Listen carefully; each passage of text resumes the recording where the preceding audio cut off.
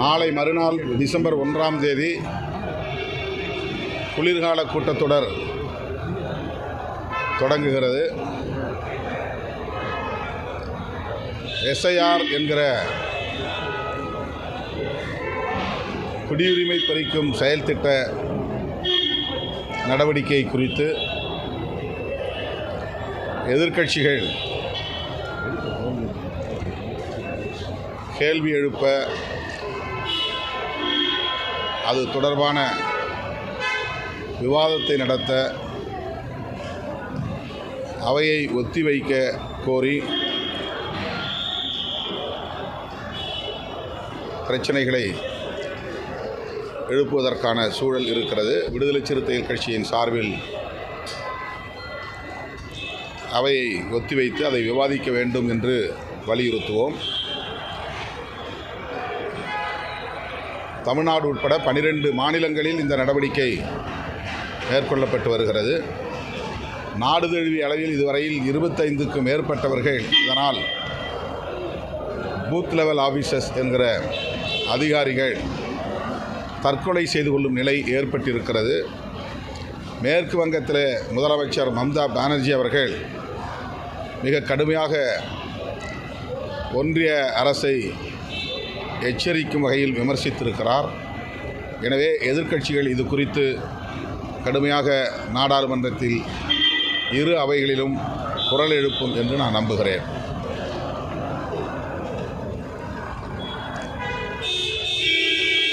இலங்கையில் புதிதாக அரசமைப்பு சட்டத்தை எழுதுவதற்கான முயற்சிகள் நடைபெற்று வருகின்றன.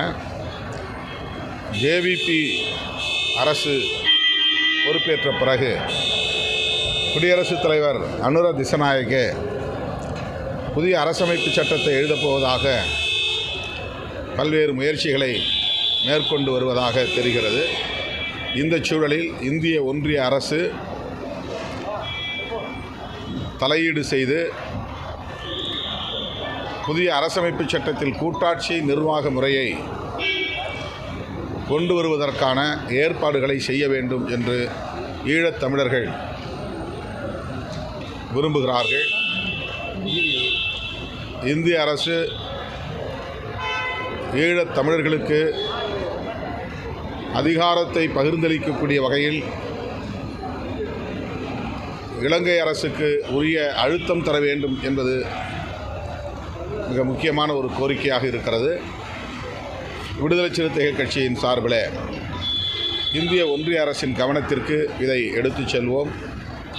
மாண்புமிகு முதல்வர் அவர்களும் தமிழ்நாடு அரசின் சார்பில் இந்த கோரிக்கையை இந்திய ஒன்றிய அரசுக்கு வலியுறுத்த வேண்டும் என்று ஏற்கனவே முதலமைச்சர் அவரிடத்தில் வலியுறுத்தி இருக்கிறோம். மீண்டும் வலியுறுத்துகிறோம்.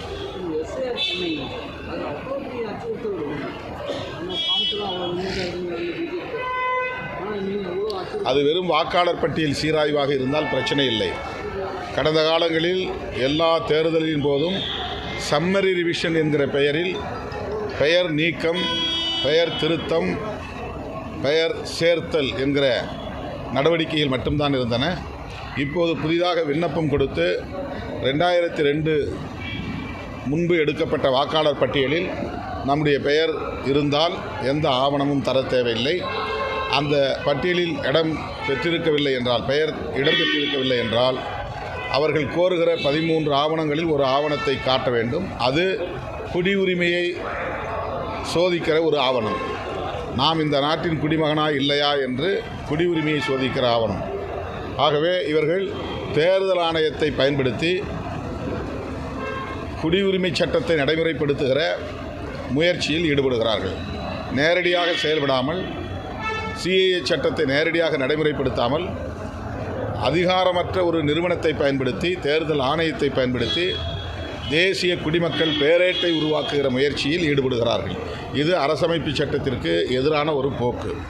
அடுத்து, இந்த நடவடிக்கையின் மூலம் குறைந்தது 10% 15% வாக்காளர்களின் பெயர்கள் பட்டியலிலிருந்து நீக்கம் செய்யப்படுகின்றன. தமிழ்நாட்டை பொறுத்தவரையில் குறைந்தது 1 கோடி பேர் அவ்வாறு பெயர் நீக்கம் செய்யப்படும் அபாயம் உள்ளது. பீகாரிலே 43 லட்சம் பேரை பட்டியலிலிருந்து நீக்கம் செய்திருக்கிறார்கள். இந்த 43 லட்சம் பேரும் அயல் நாட்டை சார்ந்தவர்கள் அல்ல, இந்த மண்ணின் மைந்தர்கள் தான்.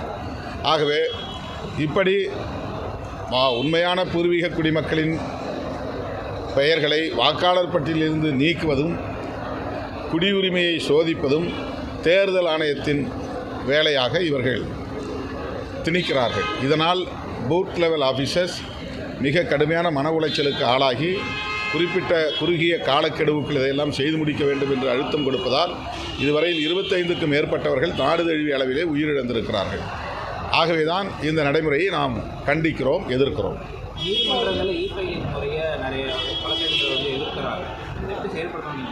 எது நீதிமன்றங்களில் இ-ஃபைலிங் முறைக்கு நிறைய வழக்கறிஞர் எதிர்ப்பு தெரிவிக்கிறார். அது எப்படி முறையாக செயல்படுத்தணும்? எல்லாவற்றையுமே இப்போது டிஜிட்டைஸ் செய்து வருகிற சூழலில் அந்த நடவடிக்கையை நீதிமன்றத்திலும் மேற்கொள்கிறார்கள். அதில் உள்ள நல்லது கெட்டது குறித்து அது தொடர்பான வல்லுநர்கள் ஆய்ந்து சொல்ல வேண்டும். இ-ஃபைலிங் என்பது எல்லோராலும் இலகுவாக செய்யக்கூடிய ஒன்று அல்ல. ஆகவே அதில் உள்ள சிரமங்களை கருத்தில் கொண்டு வழக்கறிஞர்கள் எதிர்ப்பு தெரிவிக்கிறார்கள் என்று நான் கருதுகிறேன்.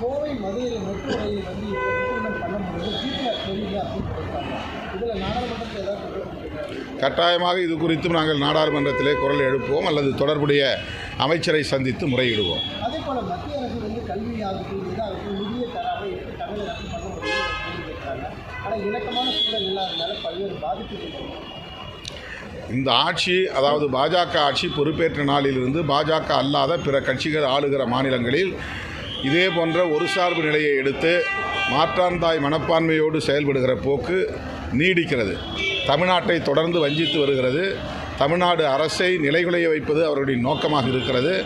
தமிழ்நாட்டு மக்களிடையே இந்த அரசுக்கு எதிரான ஒரு எதிர்ப்புணர்வை வளர்க்க வேண்டும் என்பதும் அவர்களின் நோக்கங்களில் ஒன்றாக இருக்கிறது.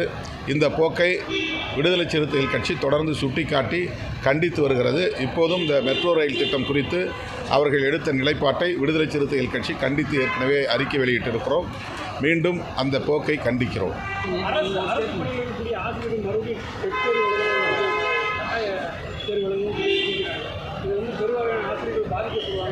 ஏற்கனவே இந்த பிரச்சனை குறித்து முதலமைச்சருடைய கவனத்துக்கு கொண்டு போயிருக்கிறோம். அவர்கள் அந்த தேர்தலை எழுத வேண்டும் என்று வலியுறுத்துவதை அரசு மறுபரிசீலனை செய்ய வேண்டும், அதை கைவிட வேண்டும். அது ஏற்கனவே கருத்து சொல்லி யாரு இல்லை, அது அவருடைய நிலைப்பாடு. திரு செங்கோட்டையன் அவர்கள் அதிமுகவிலே ஒரு மூத்த தலைவர். அவர் அதிமுகவை விட்டு வெளியேறும் நிலை ஏற்பட்டிருப்பது அந்த கட்சிக்கு உகந்ததல்ல என்கிற கருத்தை நான் ஏற்கனவே கூறியிருக்கிறேன். அவர் தாவேகாவை தேர்வு செய்தது அவருடைய கருத்து, அவருடைய முடிவு. அதில் நான் கருத்து சொல்ல விரும்பவில்லை. ஆனால் அதிமுகவை இப்படி ஒரு நெருக்கடிக்குள்ளே தள்ளியதில் பாஜகவுக்கு ஒரு பங்கு இருப்பதாக நான் கருதுகிறேன். செங்கோட்டையன் அவர்களே ஏற்கனவே டெல்லிக்கு சென்று வந்த பிறகு என்னை அழைத்தது அமித்ஷா அவர்கள்தான் என்று கூறியிருக்கிறார். அமித்ஷா அவர்களோடு அல்லது பாஜக தலைவர்களோடு அவ்வளவு நெருக்கமாக இருந்த ஒருவர் அதிமுகவிலே தொடர முடியாத நிலை ஏற்பட்டிருக்கிறது என்றால், அதிமுகவும் பாஜகவும் கூட்டணி கட்சிகளாக இருக்கிற சூழலில் இது எந்த அடிப்படையில் நிகழ்ந்தது என்கிற கேள்வி எழுகிறது. பாஜகவினரால் செங்கோட்டையன் அவர்களுக்கும் பழனிசாமி அவர்களுக்கும் எடப்பாடி பழனிசாமி அவர்களுக்கும் இடையிலே ஒரு இணக்கத்தை ஏற்படுத்த முடியவில்லையா? எல்லா பிரச்சனைகளிலும் தலையிடுகிற பாஜக இந்த பிரச்சனையில் ஏன் வெளிப்படையாக தலையிடவில்லை அல்லது அவர்களை சேர்த்து வைக்க முயற்சிக்கவில்லை? அதிமுகவை கட்டுக்கோப்பாக வைத்திருக்க அவர்கள் ஏன் விரும்பவில்லை? அதிமுகவில் இப்படி ஒரு பலவீனம் ஏற்படுவதை பாஜக ஏன் வேடிக்கை பார்க்கிறது? இது போன்ற பல கேள்விகள் எழுகின்றன. எனவே திரு செங்கோட்டையன் அவர்கள் அதிமுகவை விட்டு வெளியேறியதில் திரு எடப்பாடி பழனிசாமி அவர்களுக்கும் திரு செங்கோட்டையன் அவர்களுக்கும் இடையிலே ஏற்பட்ட பிரச்சனை மட்டும்தான் காரணமா, அல்லது பாஜகவின் சித்து விளையாட்டுகளில் இதுவும் ஒன்றா என்ற ஒரு சந்தேகம் எனக்கு இருக்கிறது என்பதை ஏற்கனவே கூறியிருக்கிறேன். அந்த கருத்தில் நாங்கள் இன்னும் உறுதியாக இருந்தாலும் அந்த கோரிக்கையை வைக்கிற ஒரு காலச்சூழலாக இது இல்லை என்பது எங்களுடைய கருத்து. எங்களுக்கு தான் ரெகக்னிஷன் ஆயிருச்சு. மொத்த இல்லை ரெகக்னைசேஷன் ஆகிருச்சு, எங்களுக்கு சின்னம் சொந்த சின்னம் வந்துருச்சு. உதயசூரன் சின்னத்தில் நிற்கிறதுக்கான வாய்ப்பு தான். இல்லை சொந்த சின்னம் வந்துருச்சு. இப்போ அந்த கேள்வி எழாது. ரெகக்னைஸ்ட் பார்ட்டி, அதனால் எங்களுக்கு சொந்த சின்னம் பானை சின்னம் கொடுக்குறாங்க.